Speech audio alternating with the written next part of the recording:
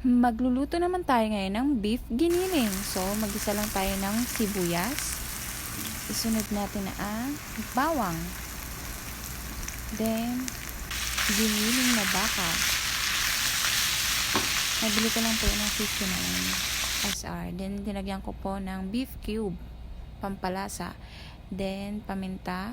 Sinunod ko na po yung carrots. Dinice ko lang po yan. Then, yung patatas. Ganon din. Yan. Sunod, takpan lang po muna natin. Then, sunod, ilagyan natin ng tomato sauce. Pampapula. At, syempre, sarap. And then, lagyan din po natin ng tomato paste. Sunod, lagyan na natin yung green peas.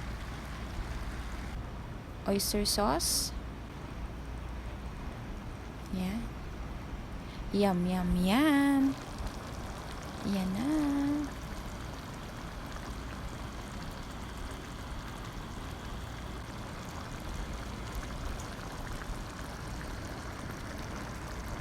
At naglagay din po pala ako ng nilagang itlog. So yan na. Ready to serve and ready to eat. Thank you for watching.